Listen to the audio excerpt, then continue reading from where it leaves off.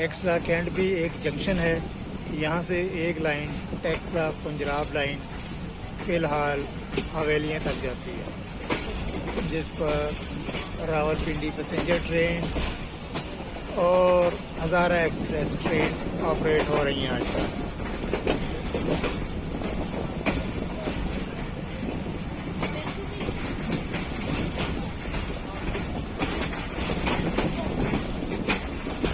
एक और खूबसूरत कर्व